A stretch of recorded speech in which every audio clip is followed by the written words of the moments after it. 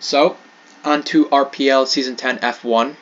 And keep in mind, all these stats we've gone over for the schedule and the driver lineup are F1 or tier only stats, I should say. You know, with tier 2 it was F1 tier 2. With F1 it's only F1 stats only. Here's the calendar. Round number 1, Bahrain. Returns after not being on the calendar in Season 9. 6 previous races at the circuit, 1 at the short, and season opener for the first time since Season 8. Jeddah, round 2, ran for the 4th successive season. Australia, on the calendar as well for a 4th successive season, and not the season opener for the first time in a little bit. Baku, 7 previous appearances, round number 4. Miami, round number 5. Season 10 will be the 4th time the circuit is raced at. Imola, 5 previous races there, round number 6. So now we get into the nitty-gritty stuff, where Monaco, round 7, 3rd consecutive season. Spain, 7 times this track's been ran on the calendar prior, round number 8. Round number 9 is France. It appears back on the schedule for the first time since Season 7. 6 races done here before, so nice to see that returning. Canada, round number 10. Season 10 will be the 8th different season the circuit is raced. Now we go to round number 11. Austria, 8 races competed here. Britain, this has been on the calendar every season. Round 12, same thing can be said about round 13. Hungary, same story, different venue for round 14 at Spa. 10th time we will race there. Little past halfway now, so we're going to round number 15. Zandvoort, Season 10 will host the circuit for the 8th time. In fact, Monza has appeared on the calendar every season prior, round 16. 8 previous races done at Singapore, round 17. Speaking of a track like France to return, how about Portimao returning for the first time since Season 8? 3 races done here prior. Japan, 7 former appearances at this venue, round 19. Round 20. Vegas, not Texas. Texas is coming up after. We have 1 race done here prior, last season. Round number 21, China. This track arrives back on the calendar, first time since Season 8. 5 races here before. Then, we get to the final couple of rounds, and in fact, round 22, race 200, Qatar. 1 previous race at this location, last season. Round 23, Abu Dhabi. 6 races done here prior. Not a season finale for the first time since Season 6. You have Texas, round 24. Season 10 will be the 9th time we race here. Mexico originally was going to be off the calendar. It's the penultimate round, round 25. Ran in every season of RPL. And Brazil, round 26. Restored on the calendar for a 10th straight season. And it's the season finale. It has been the season finale before. Not all those circuits were raced in Season 9, but 22 of the 26 were. And now we get a 26 race calendar, something we've never seen before in RPL. The season goes from December in the beginning to June in the beginning. We wouldn't want it any later, and we didn't really want it any earlier. With that being said, we'll get to the driver lineup in a moment, but quick thoughts on that schedule, Titan. 26 races. Wowee, wowee. It's a lot to take in for sure. We have some returning tracks like China, Portimao, France. It's good to see those making returns. Brazil as the finale, I believe. Since you mentioned Abu Dhabi the last time, was in the finale for the first time since Season 6. Season 6 finale, I believe that was Brazil. That's what it was. So that's actually pretty good there. But yeah, it's a stacked schedule. And I'm excited. I'm quite excited. I am too, it must be said. Here we go. Season 10 F1 driver lineup. Obviously, this driver lineup needs updating a little bit, but that's okay. Either way, we have, in the Red Bulls, we're going to go from Red Bull to Williams this time. In the Red Bulls, we have the Chiller and Boss Cookie. Wow, what a lineup that is. That should be very interesting. After that, we have Jack Miles and Josh H. in the Ferrari. Luke and TB in the Mercedes. Bourbon and Jacob Adamczak. He's returning. He's going to be an Alpine. At McLaren, if all these these 2 drivers show up for all the races, this should be a very stacked lineup. T.S. Korsman and Scyther. T.S. Korsman, a full-time season for him. He recently became full-time, in fact, before the season ended. Alfa Romeo, the champion, Reece Dainty, and Cameron. Cam, who battled Reece and Zandvoort, funny enough. They're going to be teammates. Aston Martin, Lewis Piper, and Ads. Haas, Minico with a full season. Red Fire Tiger alongside him, moving from McLaren to Haas. And then, at AlphaTauri, is Formula Cringe, one of Cookie's friends, replacing Annex. It was originally going to be Annex, but it's Formula Cringe now. That's why I say it was not updated on the lineup. It's a little outdated. And alongside him is Florian. Williams, Seat, Zakaria, and Beatnik, but Beatnik has already made it clear he's not making most of the races, so we're going to assume that between his Williams reserves, that lineup will be shared at some point between his drivers. And the big names without a seat that I noticed included Wavy, Shanghai, Mally, and Minions. Those were the big names I noticed. If I forget anybody, my apologies, but out of the drivers we went through, Titan, best driver pairing. Give it now. Well, the best driver lineup, in my opinion, and I've said it actually before, and I'm actually going to give this pairing the nickname. I'm going to go with J&J Security, Jack and Josh and Ferrari. They're not only, in my opinion, I think the strongest lineup. In my opinion, I think they appear to be the deadliest lineup out of this group. I mean, Cookie and Darius, they seem to be a great pair as well, but I mean, Darius, the only thing that holds him back is he's had mixed performances in the big three cars. Hopefully, he's worked out those bugs.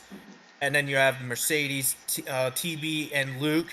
I mean, they're teammates, but they've already had a few brushes in Brazil last season. Yeah. So I'm wondering if they're managing to stretch that out and make it easy. I'm going to say McLaren has the best driver lineup.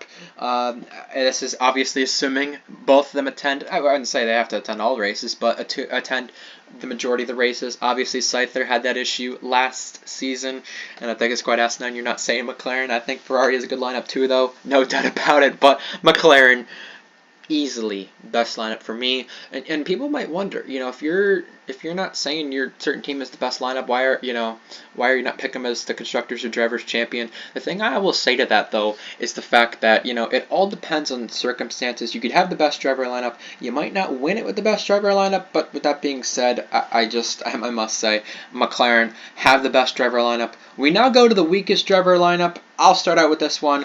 I have to say, it's very hard to pick a very weak driver lineup out of this, and I'm picking AlphaTauri because I don't know enough about him. Florian we know enough about. He has great qualifying pace, and on these one-off races such as Qatar in Tier 1 and sometimes even Hungary in Tier 2, even Spain when he won in Tier 2, he has good races here and there, but he doesn't have good races enough. And Formula Cringe I don't know enough about, so I have to say weakest driver lineup pairing just because lack of chemistry, and I don't know enough about him. It's kind of hard to say there's anyone else with a bad driver pairing when we've got such a stacked Tier 1 grid. Yeah, I completely agree with you. So, man. It's tough. The grid is so stacked. I can't really full say what I think is going to be the weakest group. I know, I'm beating myself up for it too. I'm going to say the AlphaTauris because Formula Cringe, I don't know much about him. Florian, he has a sporadic hit and miss record. So good quality pace though. Like I said, AlphaTauri's unpredictable, so I probably would say that. And I want them to prove me wrong. Please do, Florian. Please prove me wrong. Alright, simple prediction from the season from this lineup. I am going to say, with this lineup, it's quite simple.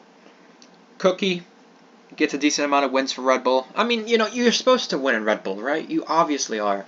But with Cookie, I think he wins more than 3 races for Red Bull. It's as simple as that. That should be his target. That should be what he's doing. If he's not, then there's clearly a problem. But he's a fast driver. He's going to win a lot. And, I mean, it's such a long season. Who knows? I mean, a lot can change. So, I mean, I originally thought it was going to be a 22 race calendar. So that's why I say 3. But I'll go with 4 or 5. I mean, at least at minimum. That's how much he wins. Cookie wins a lot. We'll put it that way. I'd say with simple prediction, I'm gonna say I'm gonna say that I'm gonna say the big three in McLaren, they're gonna share quite a lot of wins. They're gonna trade wins back and forth. Yeah. I'm just gonna say that. And that's the thing that could affect him for the Drivers' Championship, in fact, which we'll talk about in a little bit. Now, time for our bold prediction of the season. Out of this lineup, I'm going with a bold prediction. It's simple as that. I'm going with a bold prediction. Well, which bold prediction am I going with? Well, I think in this lineup, we have such a stacked grid that Alpine will win a race. Alpine will win a race, and honestly, I'm not going to say which driver it will happen with because the fact of the matter is it can happen with both. Borbin qualified well with a Williams, and he's at Alpine this season. Jacob Adamczak has proved himself to be an amazing driver throughout RPL. He's not been here in a season, so yes, we don't know how he is in F1 23, but I mean, we know his track record, and the fact is, the dude is fast, so Alpine will win a race. Do they win more than one, though, like Season 8? I don't know, but they win a race, at minimum. My bold prediction is actually going to be more insane. I'm going to say when Season 10 is concluded, I am going to say we are going to have, at minimum, 8 different race winners. Oh? I think with this field being so stacked, I say we're gonna see both Red Bulls, both Ferraris, both Mercedes. Those pairs get a win. And I'd say probably Alpine, McLaren, and even Aston Martin. I would not count them even pulling off a surprise win as well. That's why I'm saying we're gonna have a crap ton of race winners this season. Alright, now it is time for the surprise of the season. Who is going to surprise this season? Well, how about Minico and the Haas going to outperform that car? Simple as that. I'm not going to say they're going to get a podium because it's going to be hard for them to do so. However, Minico has shown strong performances in an Aston Martin. Shown strong performances in a Williams. He's going to do the same in a Haas. He's my surprise of the season. There could be more than that, but he's just my one for now. My surprise of the season, as a 2-2 for my bullpen, I think Aston Martin will pull off a win this season. And if I had to take a guess on who, I think it'll be Lewis Piper. I think Lewis Piper will shock us like he did in Alpine and pull off an upset win in Aston Martin. I love it. I absolutely love it. Now we go to our disappointment of the season. Who's going to be the one who disappoints?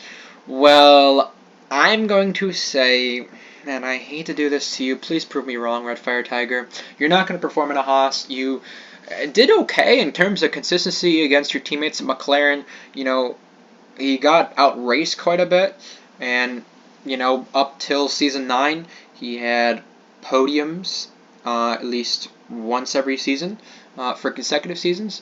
I just don't see him doing the same thing in Haas, let alone just performing well in that car. He's going to get outperformed by Minico, and, I mean, he'll get points finishes here and there, but I don't see the same thing happening. Red Fire Tiger is going to be the disappointment at Haas. Sorry.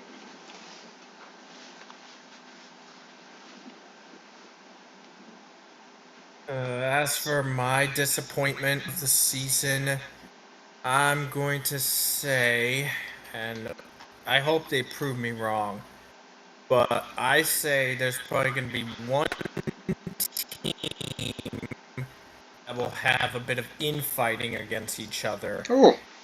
And I am probably going to say it's going to be, I'm going to say it's,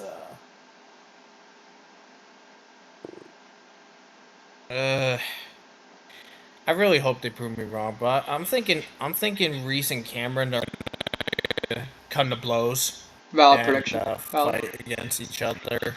So I'm hoping they prove me wrong on that one, but I mean Reese going from Red Bull to Ferrari Academy, I think that's gonna be interesting. All right, now it's time for our champion prediction. Yeah. So now time for our champion prediction for drivers and constructors. We'll have to make it quick. My champion for the drivers is Cookie. My constructors champion is McLaren. Cookie, will do it as a driver, but they take points off each other for the drivers. McLaren do, but they won't for the constructors. So it's Cookie and McLaren.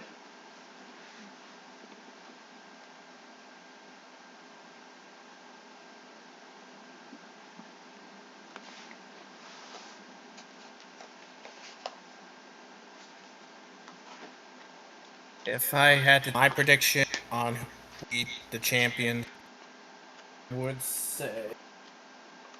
would say drivers champion.